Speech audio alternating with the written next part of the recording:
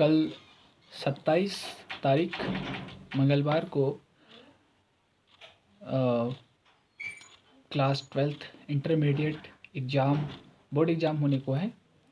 तो आप सभी उत्तराखंड के जितने भी बोर्ड एग्ज़ाम के परीक्षार्थी हैं, छात्र छात्राएं, भाई बहनें, उन सभी को ढेर सारी शुभकामनाएं मेरी ओर से। और वे अपनी अच्छी तैयारी के साथ और सकारात्मक सोच के साथ और पॉजिटिव इन्वायरमेंट के साथ, शांत दिमाग के साथ आप सभी लोग अपनी अपनी पेपर को देंगे। आई होप, मुझे लगता है कि आप लोगों की साल भर की मेहनत कल रंग ले आएगी। और कुछ हेल्थ से रिलेटेड टिप्स बोर्ड एग्ज़ाम वालों को मैं देना चाहूँगा कि इस समय में ज़्यादा देर रात तक नहीं पढ़ना चाहिए। बोर्ड एग्ज़ाम वाले परीक्षार्थियों को, चाहे वो कॉम्पिटिटिव एग्ज़ाम के परीक्षार्थी ही क्यों ना हो, जब परीक्षा का जो दिनांक समय नज़दीक हो तो देर रात तक नहीं पढ़ना चाहिए, क्योंकि स्वास्थ्य का भी बिल्कुल ध्यान रखना पड़ता है इसमें।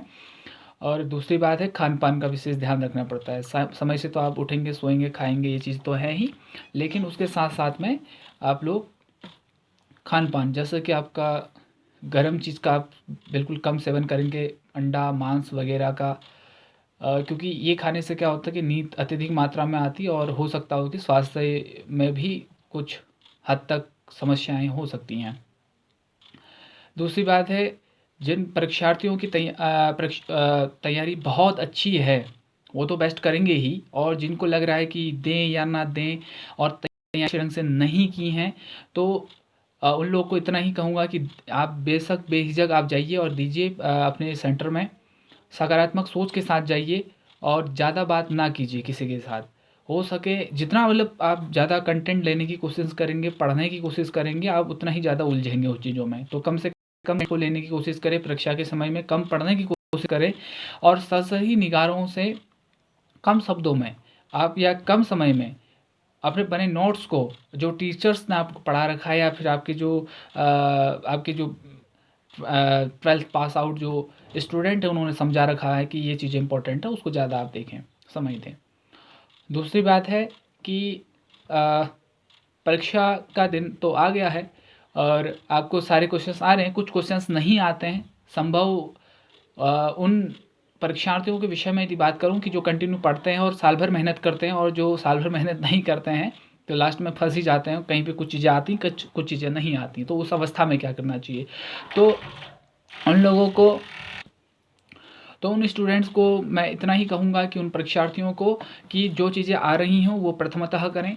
प्रश्न संख्या 1, उत्तर संख्या उतना डाल करके आप करें, सुस्पष्ट काम करें, बिल्कुल भी बेहिचक बिल्कुल काम करें। और जो प्रश्न नहीं आ रहे उसको कर लें, आप लिखें, कुछ ना कुछ तो लिखें कंटेंट, उसके अंदर जो कुछ तो पढ़ा होगा, लेकिन छोड़ना नहीं है। आपको हमेशा एक बात का विशेष ध्यान देना है कि जितना आप कंटेंट लिखेंगे, जितना आप कंटेंट को सुस्पष्ट साफ साफ लिखने की कोशिश करेंगे, एग्जामिनर की दृष्टि में वो बच्चा उतना ही अच्छा होता है।